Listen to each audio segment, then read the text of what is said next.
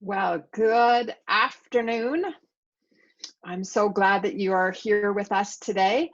My name is Sharon Parento, and we are now at 1 o'clock. I want to make sure that we stay on track for the time and allow people the opportunity to ask any questions they'd like in the chat box. So, welcome back or welcome if this is your first time here. Um, I want to just get right into it and share with you a little bit of an introduction. My name is Sharon Parento. As I mentioned, I'm a realtor with Keller Williams. And one of the things I love about my brokerage is that they encourage us to create our own brand. So that I created this brand called Smart Realty Solutions. And from that came um, a narrowing of my focus into the niche of helping people who are ready to downsize. Now, obviously, I work with everybody, but this is who I really specialize in dealing with. So, people who've been in their homes a long time, people in my neighborhood, people in my parents' generation. And what I notice is that there is quite a bit of resistance to the idea of staging because it's a relatively new phenomena. And when I would work with some of my older clients, I get some pushback on the idea that we needed to stage their home. And as a result, I decided that sometimes I was going to help them out where I could if they were like super resistant. And so I took some staging courses, and also just watching our fabulous team of staging professionals that we hire for our clients. I picked up a lot of tips along the way. And I thought, wow, if I could pass those along to you, um, and convince you of the need to stage your home, it's going to end up making your home sell more quickly for higher money, and it's going to make the whole transaction so much smoother. So that's why we started doing these seminars. Originally, these were all in person, in community centers, in senior centers, libraries, wherever we could get a space. The Heinzman House in Thornhill is one of our favorite locations.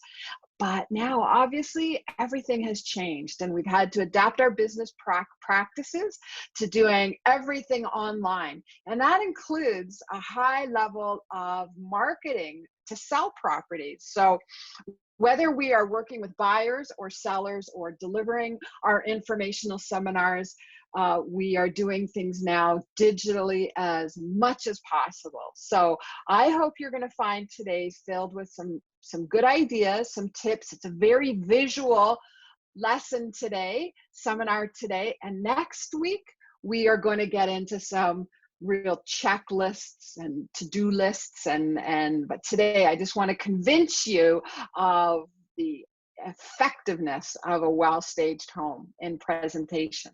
Okay, so let's just review the order of events. We've had our introduction. I just want to clarify what staging is for those of you who are not so familiar with that term, and explain my point of view as to why I think it's critically important to creating a successful home sale.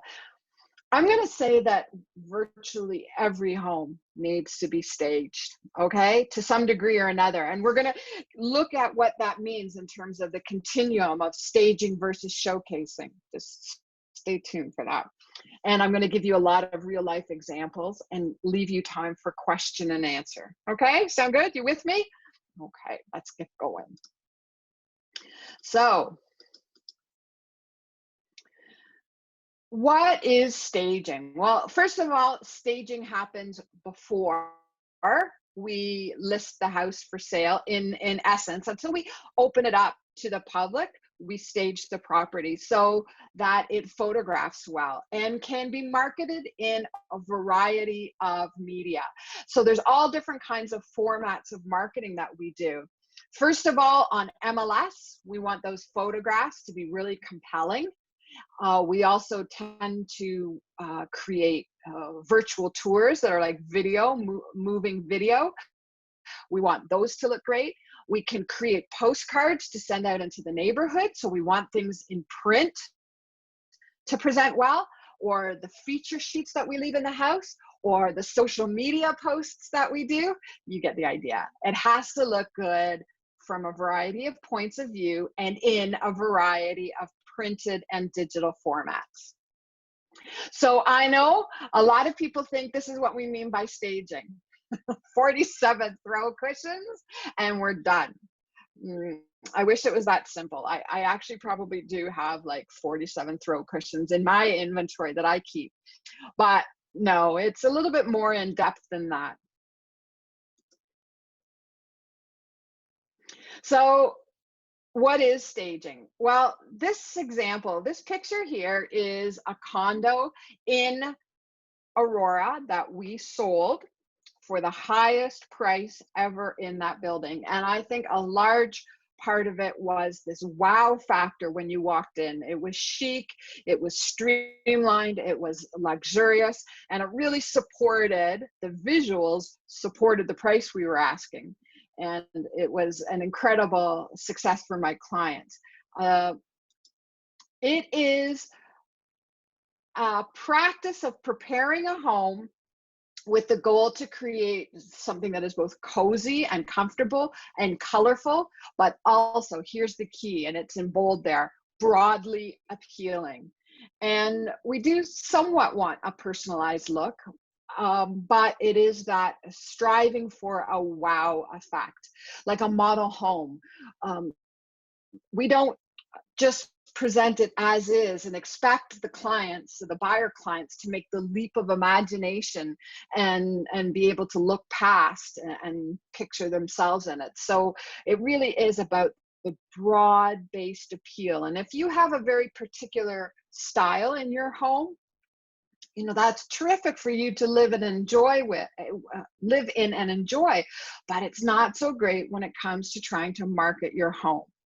It would be like going into a high-end clothing store and just seeing, you know, the clothing folded on the shelf, rather than displays where we've got outfits put together and people can go, wow, that's really sharp, I like that, let me see if they have it in my size. Okay, so we are talking about visual merchandising, but as it applies to your home. So how do we start this process of staging? Do I stage the home? No, not typically. I'm not a real expert in it. I can do small projects, but most of the time I really like to send it out to somebody who does this day in, day out, and can create the effects that we're looking for. So it starts with a personal consultation. They come to the home that is being listed, they do a walkthrough, they take photographs and make notes, and then in a day or so they provide us with a list of recommendations and also a quote. And the quote is going to include all of the moving services, all of the things that have been deemed necessary to rent, if that's extra furnishing or if it is pieces of art or accessories.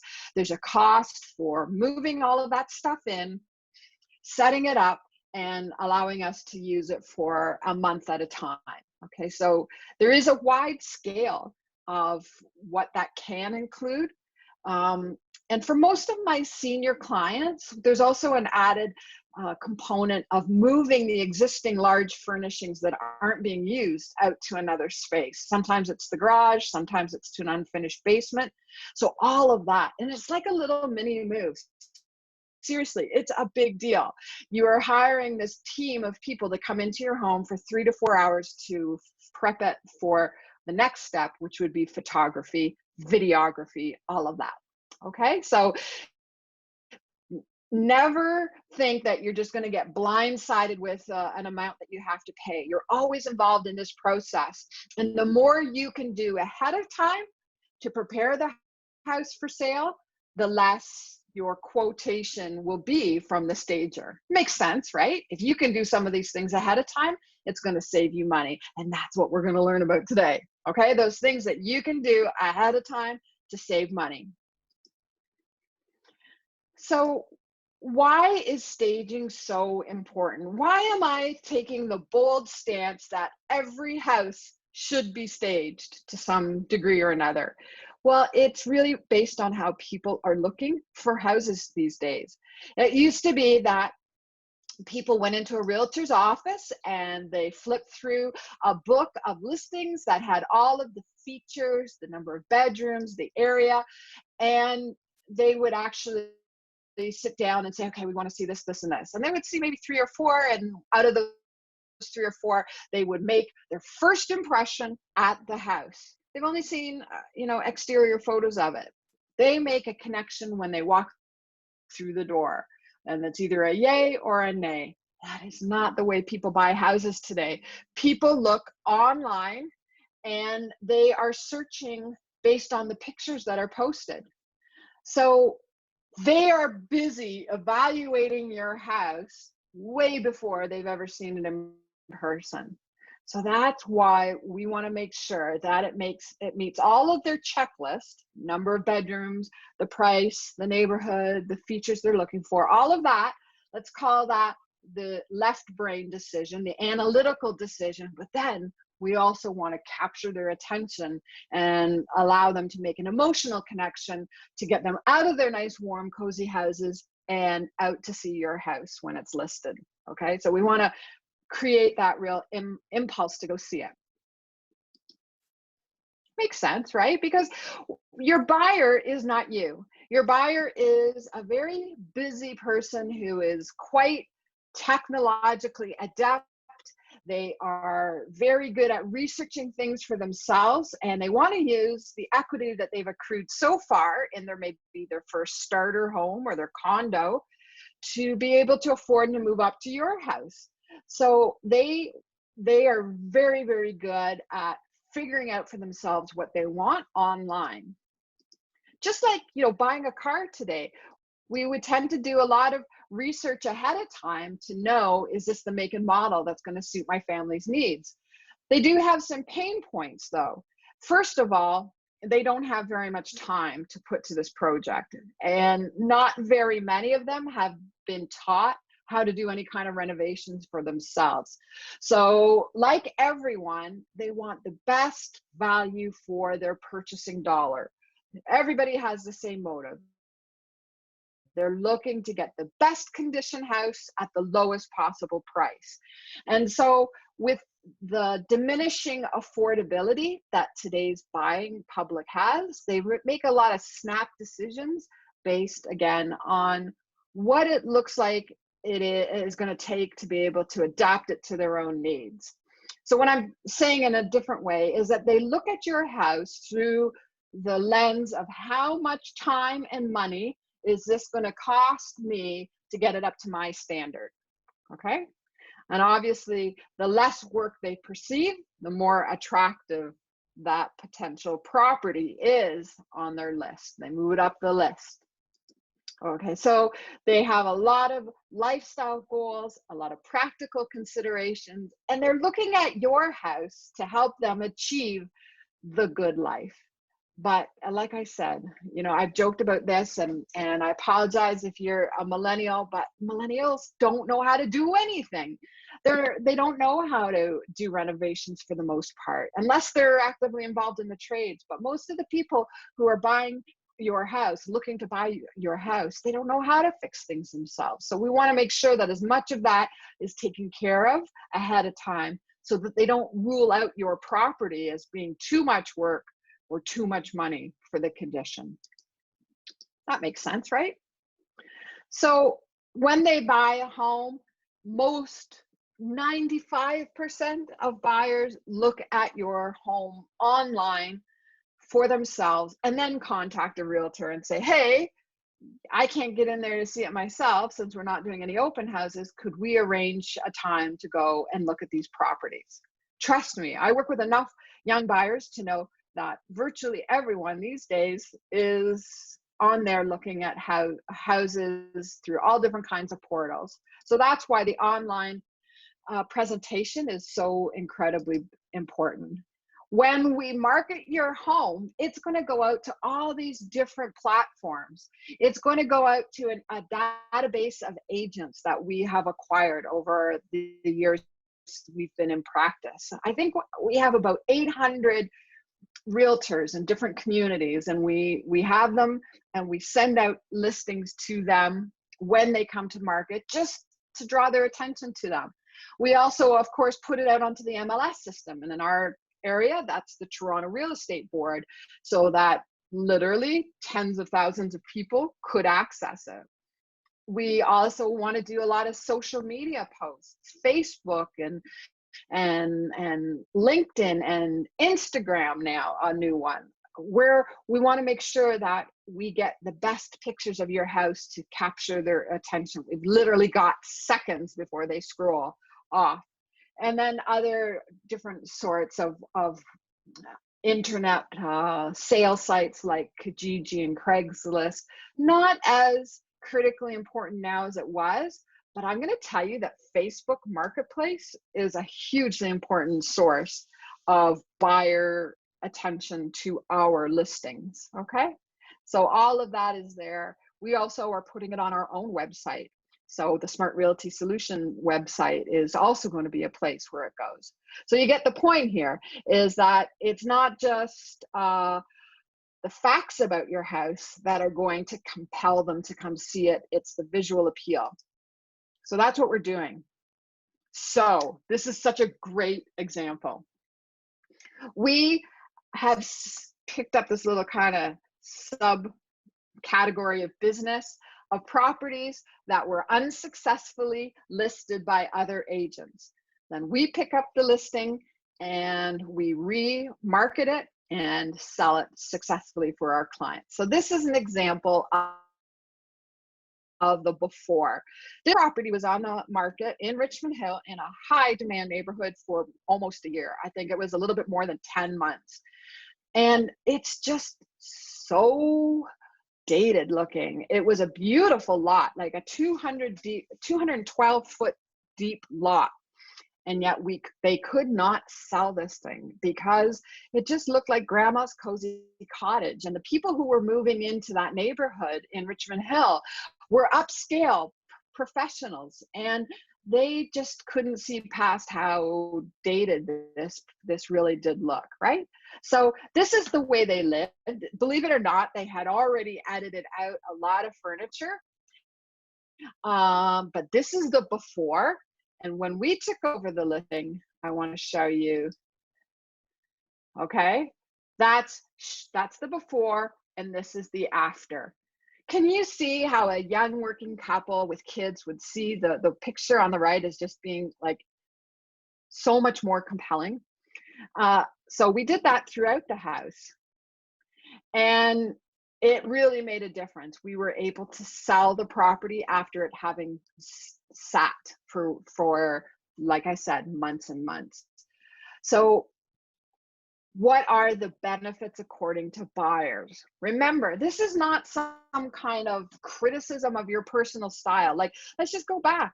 Like, it's wonderful that you live this way in your cozy recliners watching TV. But if the whole purpose is to make the message meet the recipient, then that's not going to do it, right? So it's not the way we live, it's the way we market. Just like you don't expect to go into a car dealership and see a brand new car on the lot that looks like the inside of my van right now, with leaves and, you know, for sale signs and coffee cups and hand sanitizer. You know, like, you expect it to look presented professionally, cleaned and decluttered. That's the way houses have to be marketed as well. When we're taking outside of a buyer, they see a staged home and they see themselves in it far more easily.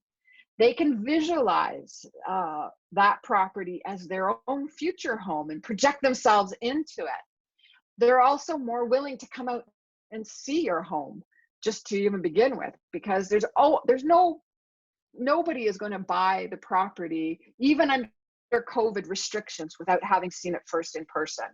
So they look at all the hundreds of listings available, they shortlist them based on the way they appear online, and then they go out and visit 5 or 6 and make an offer on one of those 5 or 6.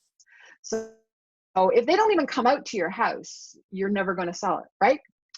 And it helps them to have an impression of value and it helps them to be able to overcome some of the inevitable deficits. Every home has features that detract from it. But if we can create the overall impression that this is a clean, well-maintained home, there's going to be a lot more that they're willing to overlook.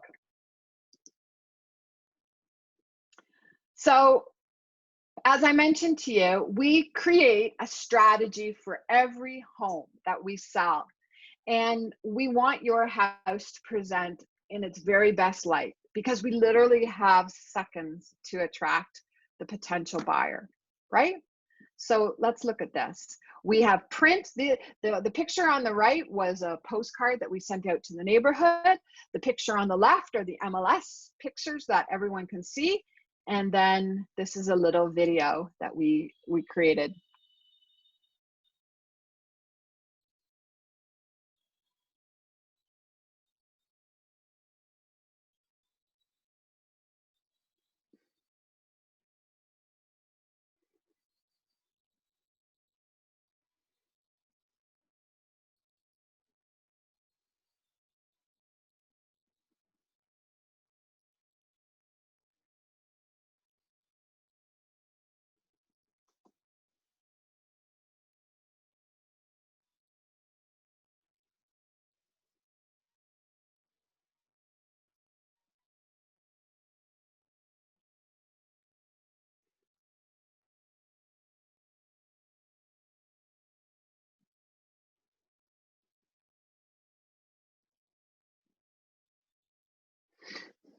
So do you see what we're trying to do for your home?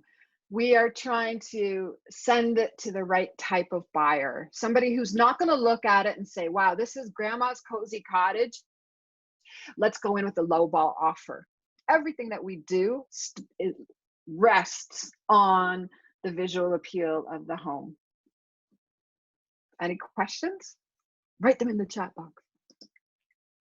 Okay, so according to the sellers, on the seller side of things, they see the benefits as more than half of them having increased the value of the home. Now, there's always a few that say that it had a negative impact. What? The staging reduced the price? It's hard to believe. But more than half of the people who are surveyed are happy that they invested in staging and that they got a return on their investment. Hugely important.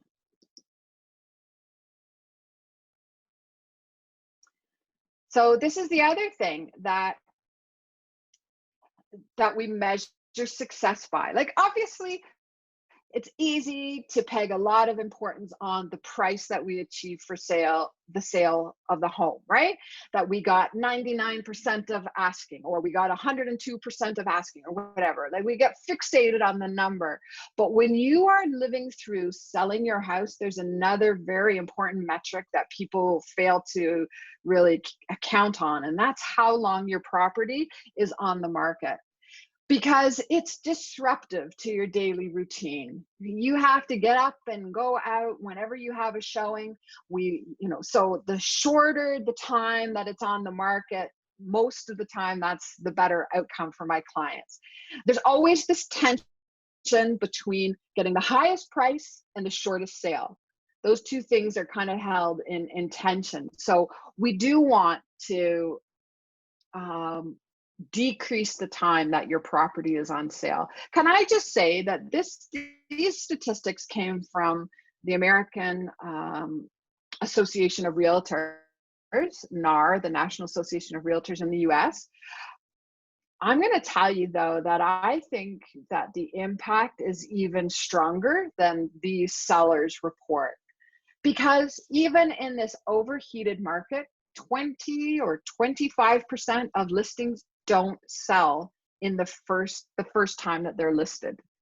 So you sign a contract with your realtor, hopefully me, but you sign a contract with your realtor for 60 or 90 days, and 25% of the listings that come out at the same time as yours will go through that entire 60 or 90 days without selling.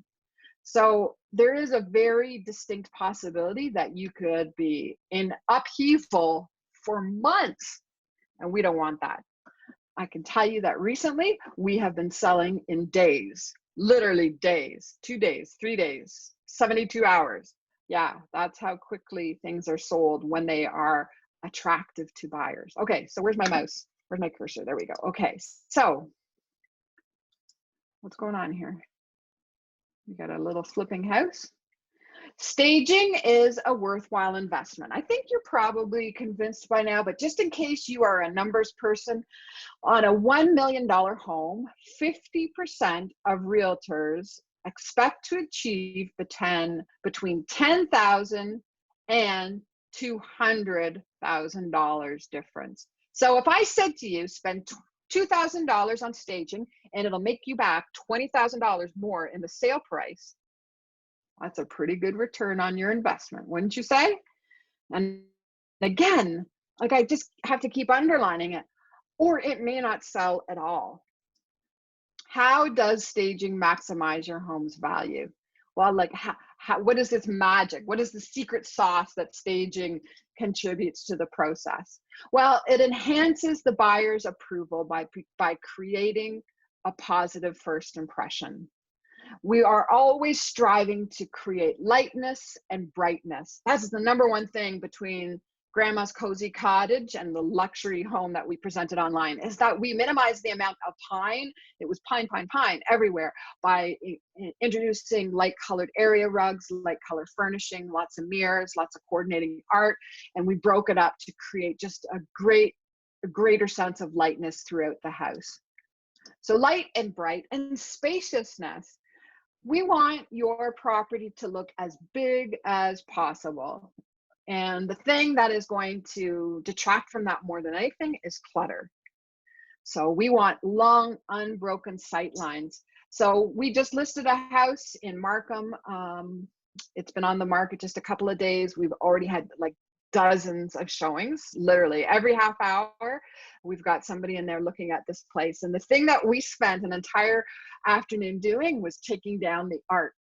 Not that we didn't like it. It was just that it was breaking up the walls. And so when we photographed that property, now we've got a living room that seems 3 times as big.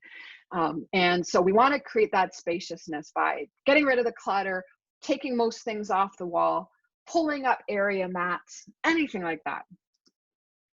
And we also want to establish a flow. So for example, when we are showing properties now, it's the realtor, it's the couple, maybe, well, we're not allowing kids into showings right now, but they could have some other family members in tow who are part of the decision making.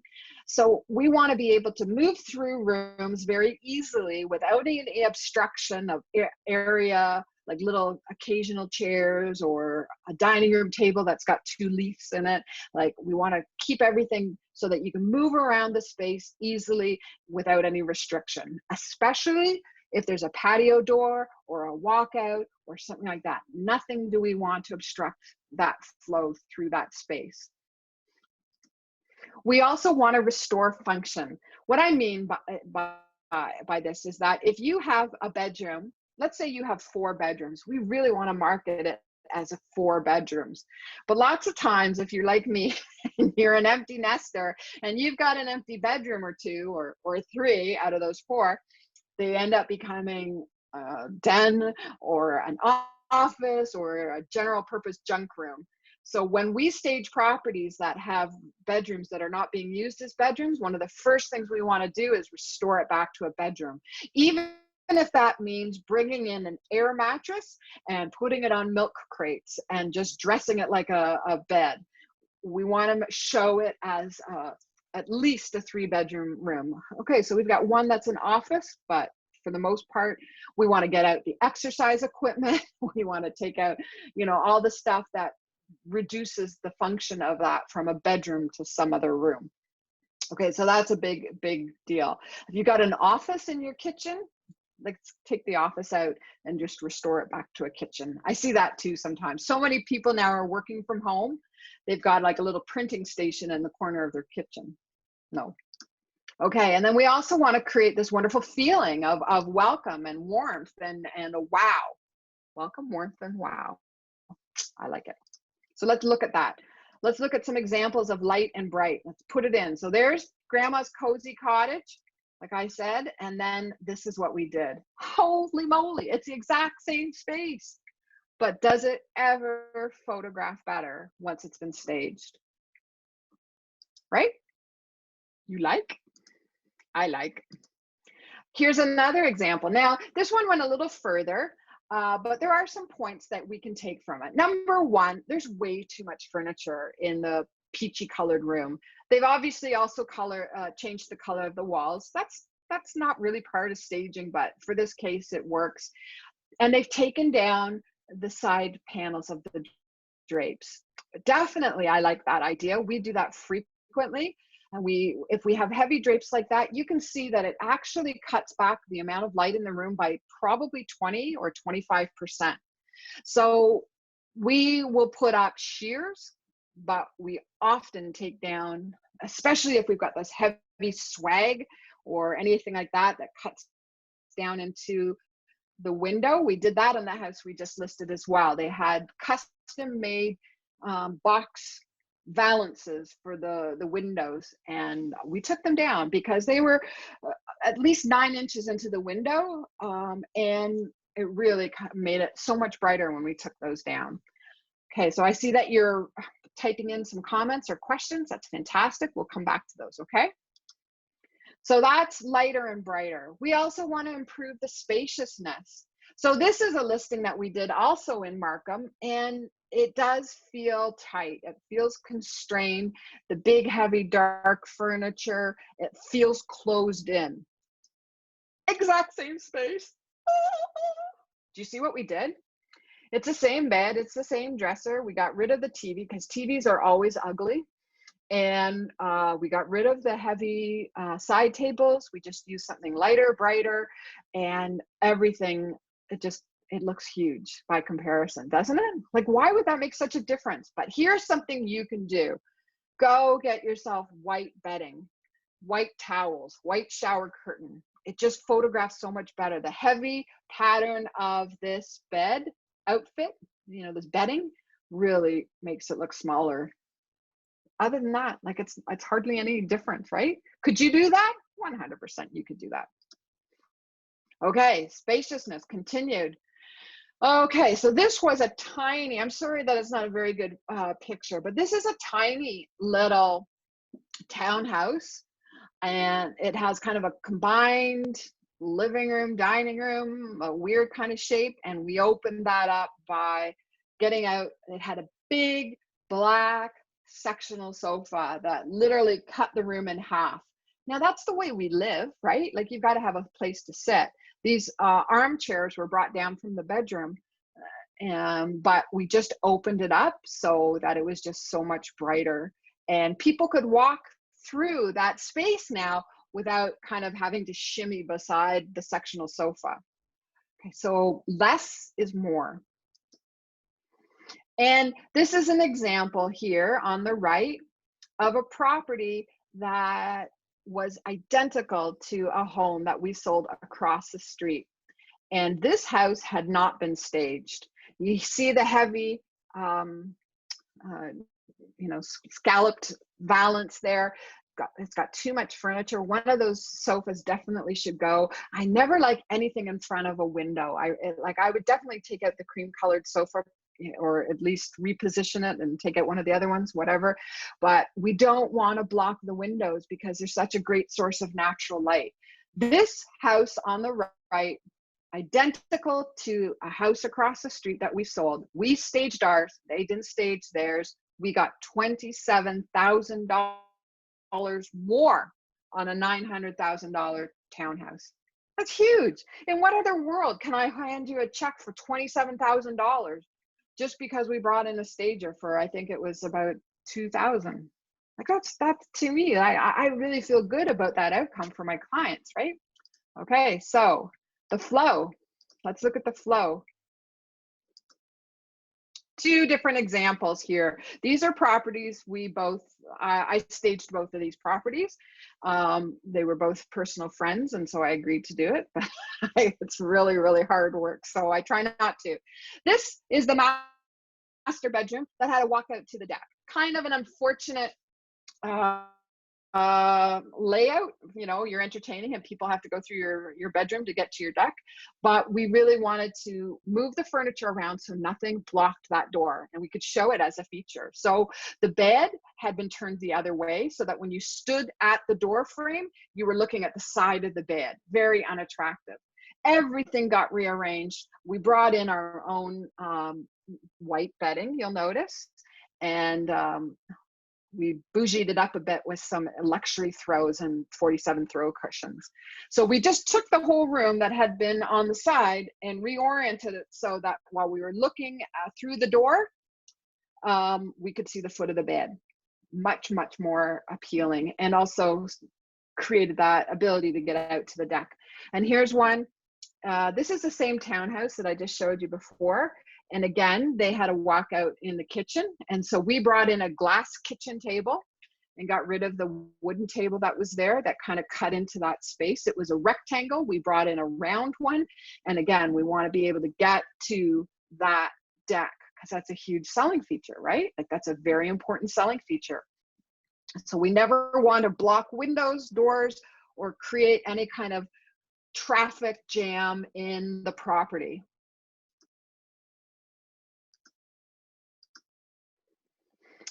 An example here. Now, obviously, this is pre-staging on the left, but again, it's just creating that magical flow so that we can get from point A to point B without having to shimmy past too many sofas, etc. Isn't that, it's a nice same space, but it really just presents so much differently. And what have we done? We've, well, we did swap out the table and chairs. I can tell you, here's a little trick. We often just rent new chairs. Keep the nice wooden table, that's the dining room table. And you'll notice that they've pulled up the area rug because those hardwood floors are a big selling feature. So we've changed it around a bit, but it's still the same basic space, just improved.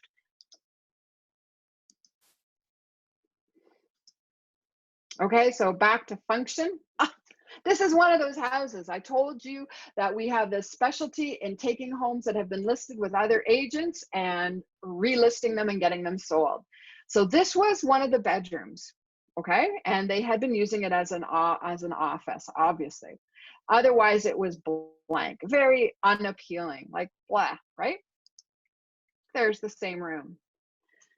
That is one of those air beds that I'm talking about. It's not an actual mattress. You'll see there's no headboard. We just use oversized cushions in place of a headboard. And we put it up on milk crates and I drape it with, I think it's a queen size air mattress. I drape it with a white king size sheet to make a bed skirt and then dress it up accordingly. And use those little pops of red to bring it all together. Do you see how this is way more appealing? Like, I understand we're all working from home, but for the sake of the short time that it's going to take us to sell your place, let's restore it back to the function. Okay. So this was what we try to do is use as many of the homeowner's own pieces of furniture. And then most of the time we're editing out, keep the big things, edit it out, and add back some more contemporary accessories.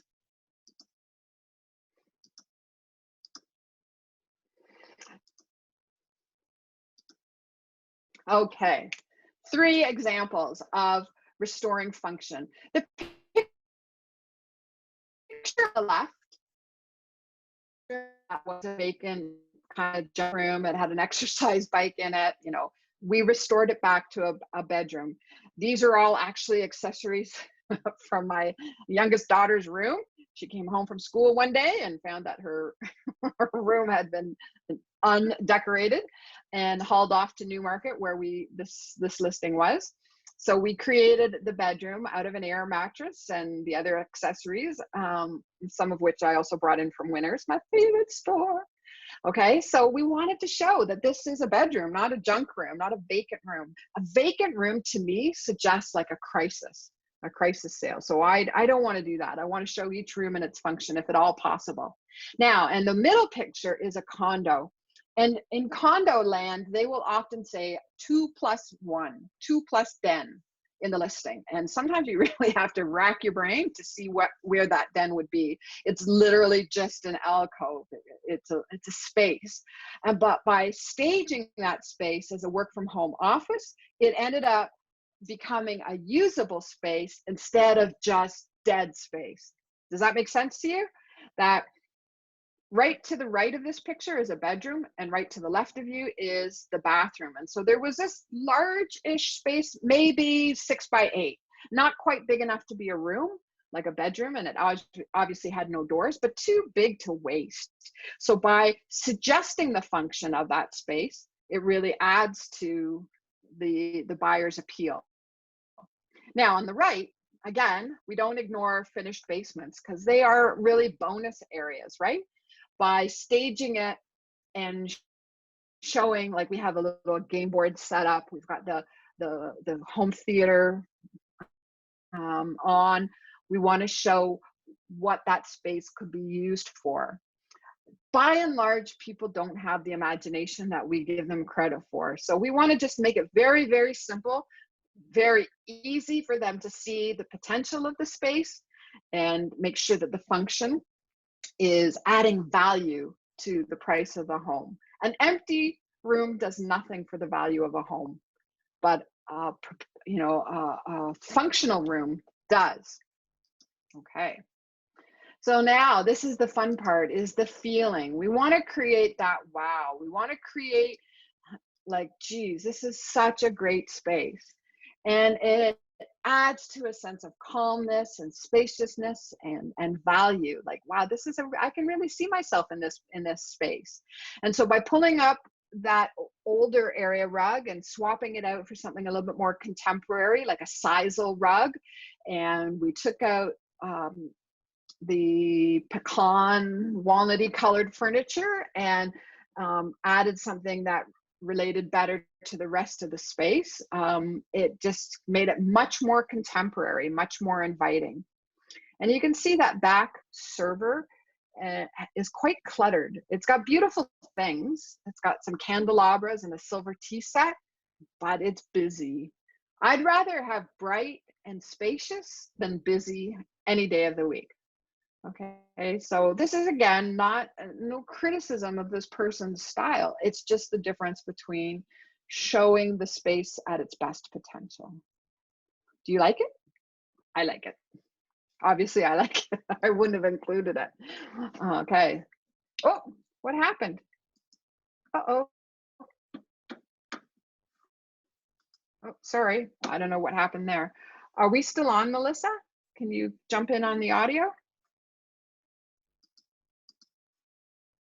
Okay, okay. I think we're good. Okay, sorry, I'm not sure what happened. Maybe a little power surge. Okay, there we go. Next. I want to make sure we got the feeling going on here. Okay, so obviously nobody would think to sell a house like this on the left. You think? Yeah, but it happens. And this is the right, creating that warm retreat. We're always using that kind of cliche in house marketing.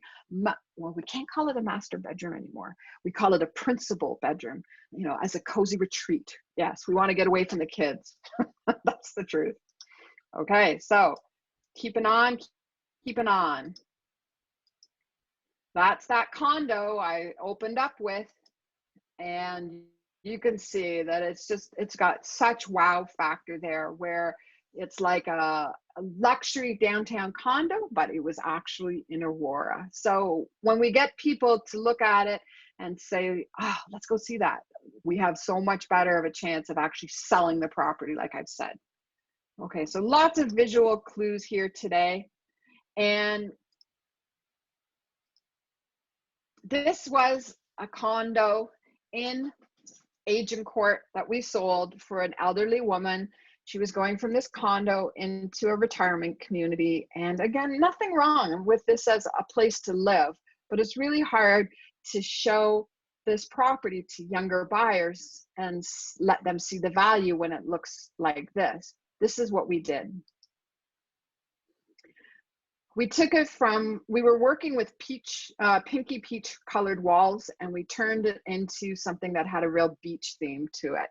And so we used shells, and we took some of the colors from that seashore painting, and we dealt with what she had. These are all her furnishings, but new lamps, new accessories, new wall art, and it made such a big difference. We had 11 offers and 100% of asking.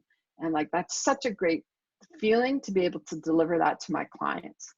Okay, so that's a big difference. And it wasn't any change in furniture. It was just a whole lot of bags from Winners that made the difference. And it really did make a difference. I made a tangible difference in this woman's retirement. Like, that's a lot of money. Okay.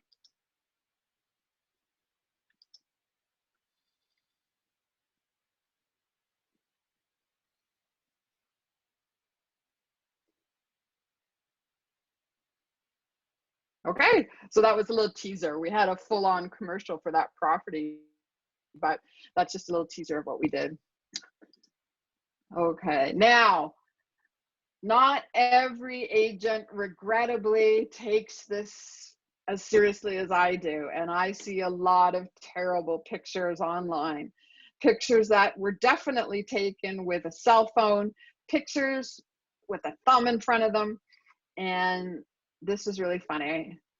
We've got a picture here with the homeowner thinking they're out of the shot when really they're not. So the photographer captured Grandpa, and he was online for everyone to see. Really? You couldn't move? Okay. So I actually belong to a Facebook group called Really Bad MLS Photos, and people post them from all over the North America, and you would be shocked what we see. For example, this is my own research. This was the office picture on the left. Oh my goodness, are you kidding me? Like, what is going on there? And this picture on the right, this is hilarious. This is a $2 million house in Richmond Hill, and it was listed by a realtor, and the realtor's own kid. It wouldn't even get out of the kitchen for the pictures. In one picture, you see him on his device, and in this picture, he's waving. Not surprisingly, the house didn't sell. I think sometimes realtors are their own worst customers. But anyways, this is just hilarious. We don't want people or pets or cluttered desks in your photographs. People are just not gonna, they're gonna look at it. It makes me uncomfortable. It makes me anxious looking at that picture. Yeah, so there's the kid. And then I also think this is almost equally bad. I've seen a lot of properties that are overstaged. Oh my word. I think a light touch is way better than having a shelf that's got 7 things on it. Like, really, it's just as cluttered as it was. It's artifice. What I like, and I found a wonderful stager who we work with exclusively now. She has such it's like, it's very put together, it's very attractive, but it's not overdone. Sometimes you look at the pictures and you just think, wow, you must have been paid by the piece because there's so much to look at. Okay, so that's what you want to avoid. Too much staging or too heavy-handed, you're just as bad. So I've given you a lot of hints. Now, next week, I want you to come back and we are going to get down to some brass tacks. This week, we are setting the stage. I'm giving you some principles. You can go through your house. Hey, here's a trick. If you want to know if you need to declutter a room, just take a picture with your cell phone and you will quickly see what other people will see. And I've used this as a technique. Want to edit some of the beautiful items that they have in their china cabinet or whatever. I take a picture of it and show them, this is what people are going to see. That's the focus. We don't want the focus on your china cabinet. We want the focus on the beautiful hardwood floors. So anyways, there's a point for you. I have some great other offers I want to tell you about. This is a wonderful time for you to type in your questions that I will get to. And I'm going to suggest that about 70% of Canadians don't have enough money in RSPs or pension to really retire in comfort, and at some point are relying on the value in their home to help fund their retirement. Well, I've partnered with this amazing smart woman from Scotia Wealth Management, and we are putting together a 1-hour seminar called The Upside to Downsizing. And it's going to deal with the things you're learning here from me. That's my realtor's eye point of view, but we're also going to be dealing with what to do with the proceeds from the sale of your house. You're going to have a chunk of change. What do you do with that? How do you invest that so that you don't outlive your money? I know that's a very crude way of putting it, but that's really the worry, isn't it? Is that you run out of money. So we don't want that to happen to you. We also want to just talk about real estate as a portion of your portfolio, your investment portfolio. For most people, this is the very biggest asset they have. So I'm going to tell you some things you can do to increase the value of your home so that you can increase the quality of your retirement. We are going to be sending you out this slideshow, and there'll be that link there to click on to register. You can also click through our website, smartrealtysolutionsingular.com. Okay. We also talk about decluttering as the first step to preparing your home for sale. Before we can stage it, we have to declutter it. And we have a 30-day decluttering challenge that looks like this. Every day for 30 days, you get an email with tips and a task and some encouragement, and it helps you to start that process. So you're wondering where to start. I know it can be overwhelming. So the first day, as you see in the previous email, is the front hall closet. This is only part of the email that you will get, but for 25 minutes, you can sit stand and do your front hall closet and then move on to the next part of the decluttering. Okay, so you follow through here.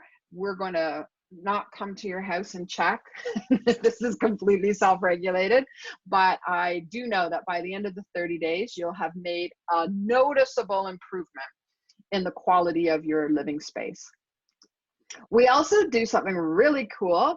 Oh, I'm so excited about the one that we have coming up. We do condo tours. I've been doing this for 3 or 4 years, and I used to do this with people in my minivan, my sexy minivan, take people out to look at condos. Now we do it all online. We have a brand new webinar. It's about townhouses.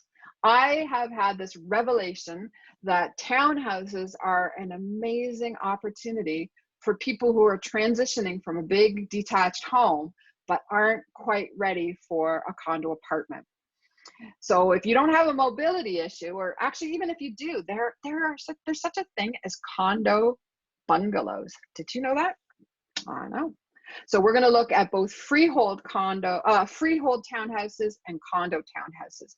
But also, if you think that you're more a condo apartment type of person, come out and see one of these with us. You're going to learn something regardless if it's Markham or Thornhill or Richmond Hill or Aurora. We do them every month, and I like doing them because it helps me to keep my eye on the market. And I've been able to find some really good bargains for my buyer clients just because I've always got my nose in the condo listings.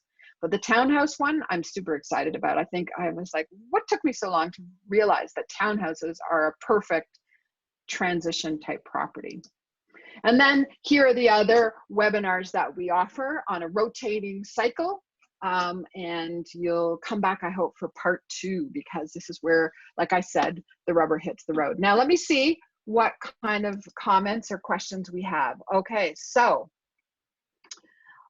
wow, the size of the painting makes a huge difference. It really does. Now, I read something, Colleen, this is bonus content for you and you only. We want the sofa to be about 4/5 of the size. We want painting over the sofa to be about 4/5 of the size of the sofa. So we want a border on either side. So the painting's in the middle and the couch is just a little bit wider. Most people hang paintings too high. We want it to be close enough, maybe 8, 10, 12 inches above the back of the sofa. 10 to 12 inches above, so that they kind of communicate to each other, that they look like a grouping. If you put your paintings up too high, they just look like they're floating in la la land. Can you provide the link to the MLS Wall of Shame? Well, it's a closed Facebook group for realtors only. I'm sorry, but I'm sure if you Google search really bad MLS photos, you'll see some exciting things. Still working on decluttering? Yes. Anybody want a Maine Coon cat with a sense of entitlement? No, that sounds way too much like my 17-year-old daughter who will be home in half an hour. I'm pretty sure in a previous life she was a Maine Coon cat, but that's just between you and me. Any other questions about specific topics related to what we've talked about? I'm surprised nobody has asked about cost. What does it cost? I know I hinted at it. No? I want to come back to something that I mentioned before. The cost is going to be dependent upon how much is rented for your house. So the very best scenario is that we are using your dining room set, your living room set, your kitchen furniture, your bedroom furniture, and we are just coming in with accessories. That's obviously the lowest cost option. Then there is the next step where we are renting some furnishing, but using your basic pieces. That would be the example of like renting a new kitchen table. Like if you've got a big wooden one that is too big for the space, we will rent you a glass top table so that visually it's much lighter. Or renting the dining room chairs, like I mentioned. We keep your Duncan Fife cherry wood dining table, but we bring in fabric chairs that will lighten it up. Sometimes it's renting area rugs, or here's another thing we are always bringing in our new table lamps, because table lamps have changed in their basic shape. We don't use the ones that have like these kind of shades that are, we use ones that are more like barrel shades. That's a much more contemporary look. So lots of times when we talk about staging, really what we are talking about is showcasing. We're using your basic furnishing, but we are creating a more contemporary look with new accessories. Okay. So staging doesn't necessarily mean all your furniture goes out to the garage and all new furniture is brought in. We actually never do that. We always try to work with the basics from the client as much as possible. How long does staging last? Just for the photo session or for the showings as well? We rent the furniture and staging a month at a time. Now, in today's market, that's plenty of time. That's more than enough time. So, or the two houses that we sold last week, as soon as those deals go firm, we can actually contact the stager and say, hey, come back for your stuff. So, but we do rent that furniture for a month at a time. And then the second month, if necessary, it becomes a conversation between the clients and the realtor whether or not we're going to keep everything for a second month.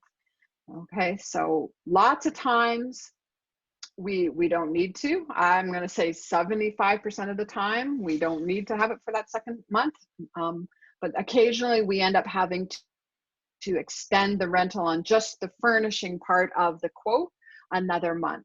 So the installation and the removal, that's a fixed cost. Okay, any other questions about staging?